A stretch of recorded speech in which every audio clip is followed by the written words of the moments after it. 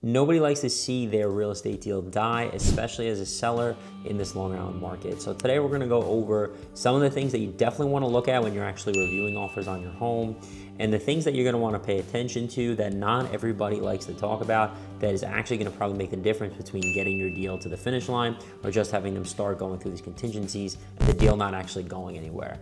So I'm gonna walk you through not only a general timeline today of what to expect when you're selling property here in Long Island, but I'm also gonna take you through exactly what to look out for and make sure that you're putting yourself in the best position to take that offer and actually turn it into a closed deal in 30 to 45 days. So let's go over some tips.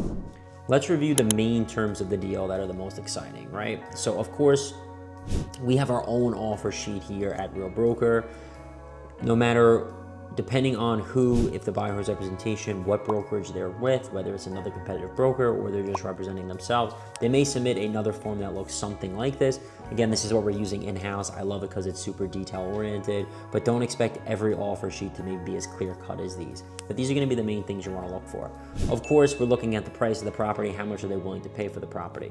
Second main term is if they're going to do financing, what type of financing they're going to be actually applying for. And are they pre-approved for that? Of course, we're going to go into that a little bit deeper, but if they're using financing, you want to make sure they're pre-approved or some way. And then the second thing we're going to look at is deposit on actual contract, right? So here in New York, when you make an offer on a property, you're not submitting any type of earnest money deposit. So this is going to be a proposed amount that the buyer would put down once they sign contracts. But on your offer sheet, it's just going to outline how much that is. This, of course, is important because once the buyer actually puts skin in the game, we want to make sure that is enough skin to actually get the deal to the closing table and not an amount that the buyer might change their mind about. Like, for example, if it's $5,000, that might not be enough to actually keep the buyer in the deal if something comes up or time goes on or whatever it is, or they see another property that they might like after you're under contract, right? So here in New York, we're definitely looking for at least that number to be at least 5%. For my sellers, I'm always choosing to have at least 10% if possible, and we negotiate that out through the deal. So you're gonna have your offer price, your deposit on contract, financing if they're doing it or not, or if it's a cash deal. And of course, we're gonna want proof of funds. How much they're putting down total. Is it a 10% down conventional deal, a 20% total deal? And that number is different, right, than the amount on contract. They might be putting down 30 to 40%, but they're not gonna give you that 30, 40% on contract, right? So how much they're gonna put down total in the deal, so how much their financing is actually gonna be going for, how much they're actually gonna apply for financially from the bank. And then the other amount, of course, is just gonna be the timing.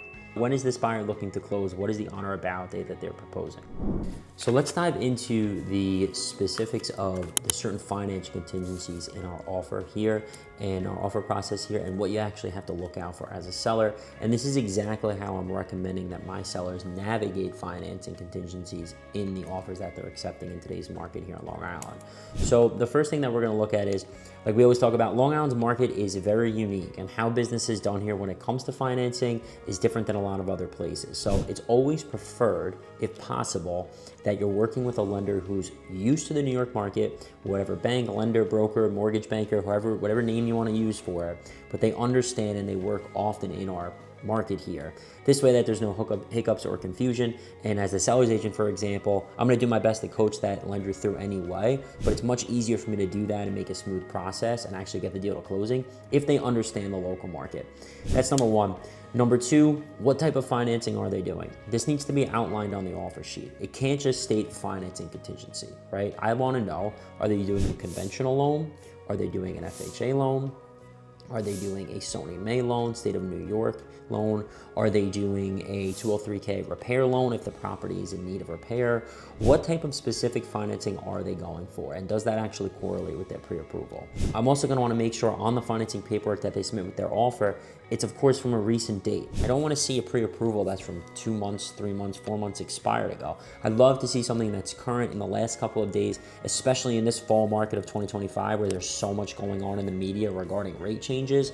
I wanna make sure that that buyer knows what their payment is actually going to be and what type of conversation they had with their lender, if any, specifically about rate, monthly payment, with these specific insurance for this home, a highball estimate, and also exactly how much the taxes are going to be on this home and any other additional HOA fees, village taxes, anything else you want to be aware of. I want their lender to have a good understanding of what those financials are going to look like specifically on this property This way, that when they're pre-approving them and they're talking about monthly payments, they know exactly what they are. That's number two. I also want to make sure that that bank has actually checked income docs. So when you're looking at an offer that comes to you as a seller, it's very important for that seller's broker, whoever your representative is, to reach out to that lender and make sure that they did check income docs. They understand the type of borrower that they have there. Are they self-employed? Are they a W-2 employee? Are they a mix of both? Do they have overtime in their position? Are they a public service who has some different types of income from different things that they have to look at differently? We just want to make sure that they actually check those things, because not all pre-approval or pre-quals are made equal. The other thing I want to note here is we use these words very interchangeably, and every bank has their own name for it. So I'm calling it a financing letter here. But when I say that, I'm talking about a pre-approval, pre-qualification, one of those different, whatever word you want to use for it, but the letter with specific names, dates, when it was done, how much it's for, taxes, insurance, everything's outlined there in the location. I also want to make sure if that lender has anything specific on this property that may cause an issue.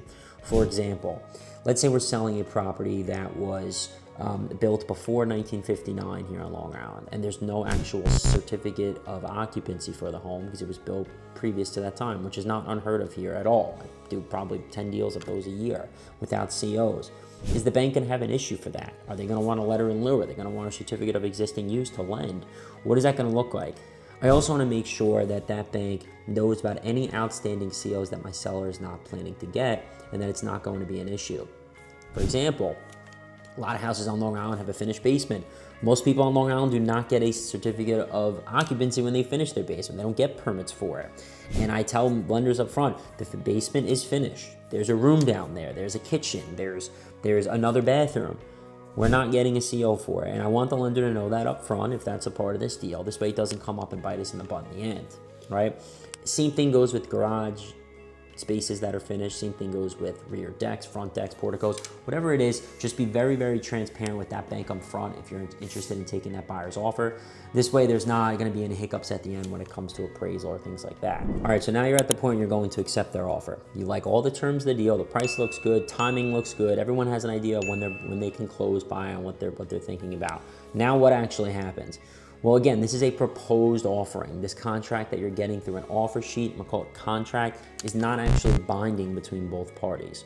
Sometimes we'll put a deal memorandum together, which the buyer and the seller will sign, just outlining those terms a little bit clearer. But again, there's no deposit there, right? It's a proposed deposit amount when it comes to contract. Now, this is also a really good time to talk about the appraisal contingency and some of the things that come up with that.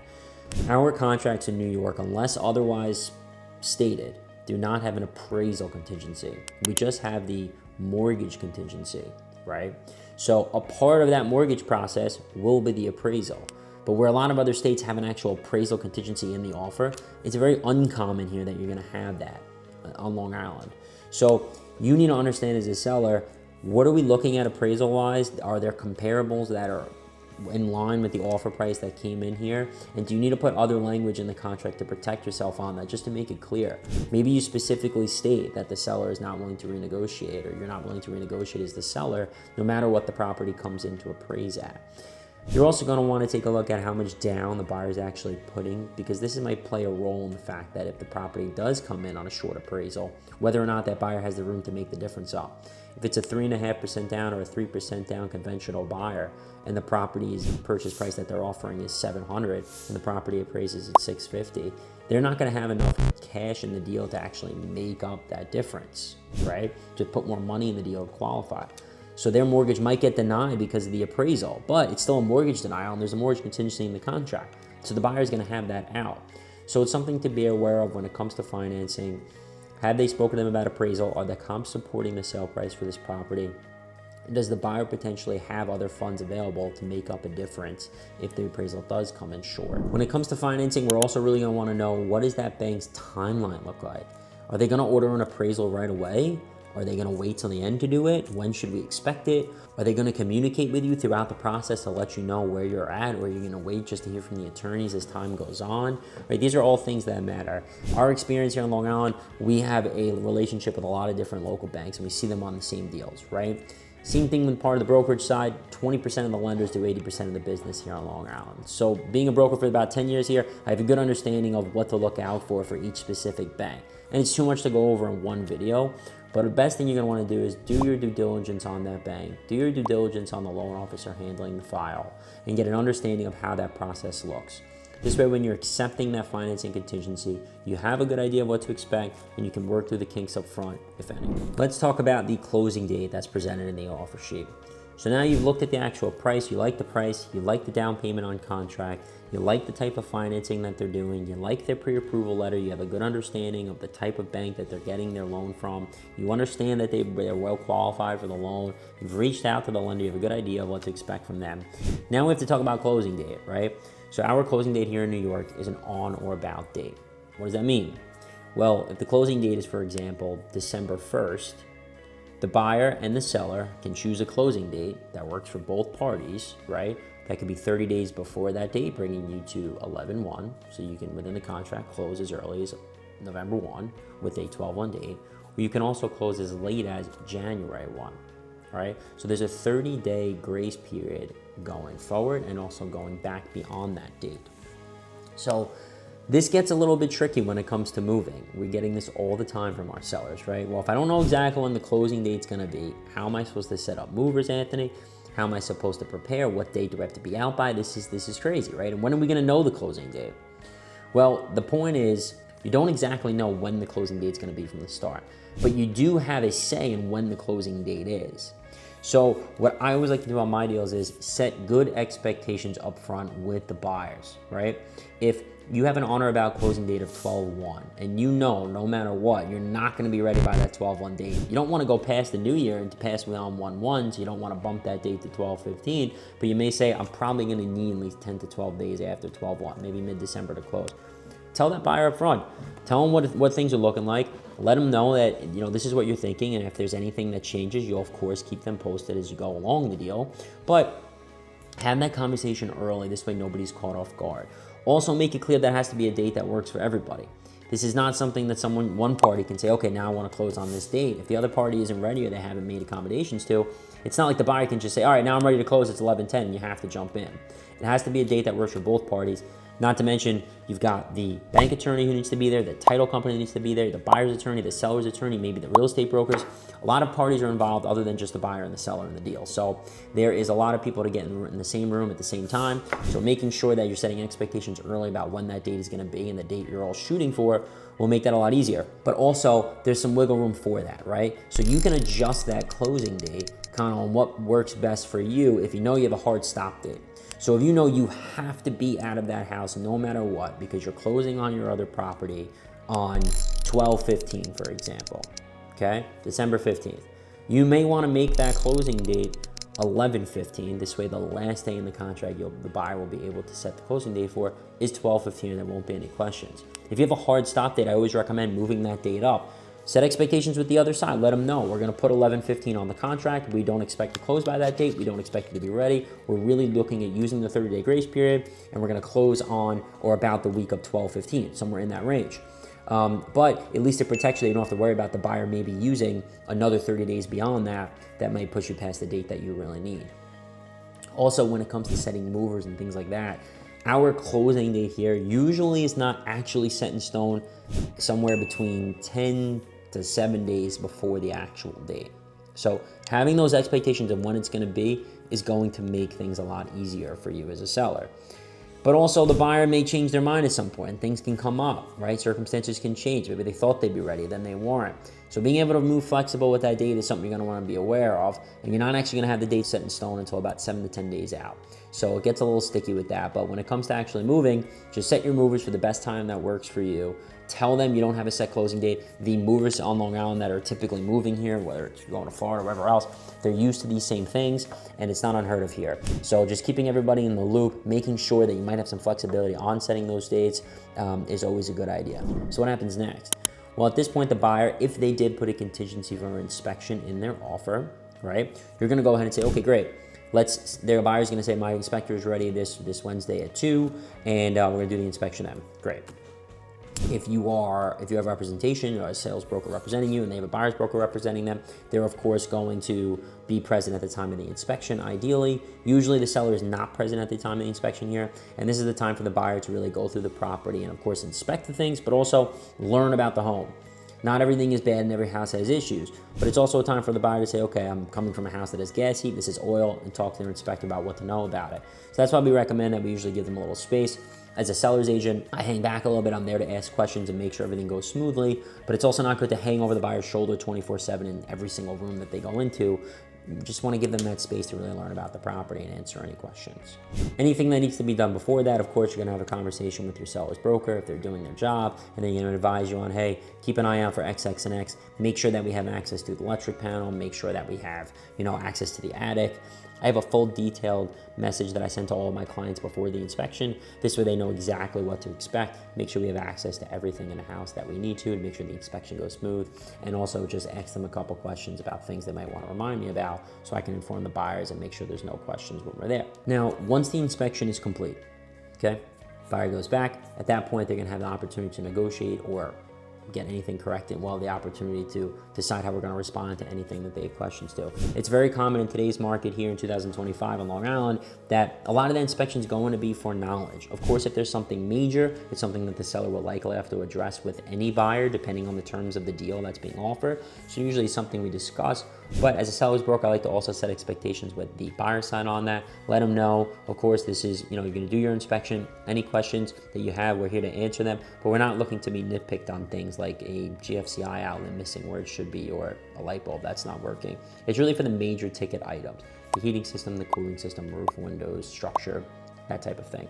Another major thing, of course, that you're going to be looking for as a seller when you're reviewing an offer is if there is a buyer's agent on the deal, who is compensating the buyer's agent.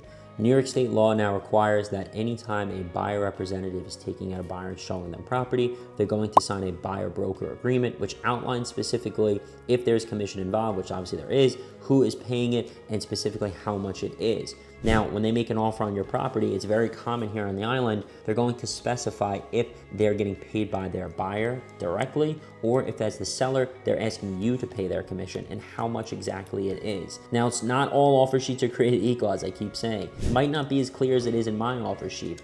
You're gonna wanna make sure specifically that you're asking directly to the buyer side who is paying the commission, if there is any, and how much exactly it is.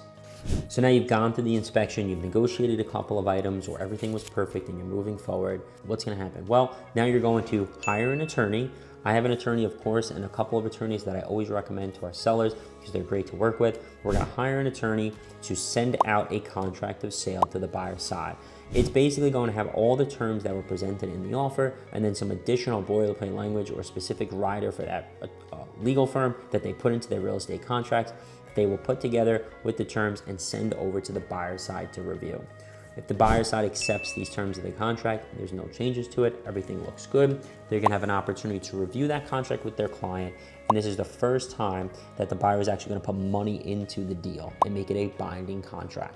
Now, like I said, that amount is gonna be the same amount proposed in the offer sheet. It's gonna usually be between 5 and 15%. When they sign the contract, it's usually a personal check here or a wire going to the seller's attorney's escrow account.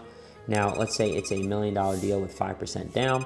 Well, the buyer is going to put down $50,000 in that contract, sign the contract, get it to the seller's attorney. Now, at this point, you're going to set a time to meet with your attorney, sign the contract. Of course, the seller is going to hold that deposit in escrow. They will then provide that contract back to the other side. If they're applying for a mortgage, they can go ahead and use that contract to specifically apply for the mortgage with this property based on the terms that are in the deal. And as the seller side here now, this is when a lot of the work really falls onto the buyer side to go from that point. They're going to be applying for their mortgage. They're going to be looking for title insurance, making sure they're getting a title report, making sure that the property is free of any liens and judgments. The bank is also going to require, of course, that the buyer gets clear title on the property in order to close. This process here is somewhere between 30 and 45 days usually to actually get a mortgage commitment. And the contract will state specifically how many days the buyer has to either provide a mortgage denial, which shows that they could not get financing, or if you did your due diligence right, you should be getting that mortgage commitment within 30 to 45 days, or specifically stated in the contract, the timeline on that to make sure that contingency is full. So now, at that point, you're preparing to move. you're getting the house ready, you're thinking about where you're going, setting up timing, all that fun stuff on your end is the seller, and the buyer is applying for their mortgage and fulfilling their title contingency. Depending on when that closing date is, that process may be sped up a little bit, and then you can actually work towards setting a closing date once those things are done. All right, guys, again, my name is Anthony Vita with Real Broker here on Long Island. Thank you so much for tuning in today. I'm glad we got to go over specifically the timeline of what an offer process looks like here, the major things that you're gonna wanna be aware of to protect yourself as a seller, got a really good understanding of what different financing you're gonna wanna look at and what to be prepared for when it comes to those things, and really the best way to just navigate the offer process as a seller and what we're doing for our clients right now. Make sure that deals are actually going from an offer to an actual closing and in the smoothest way possible for our clients. So if you have any questions at all, feel free to reach me anytime. Request a copy of our seller's guide for any deeper information on this, and we're happy to help.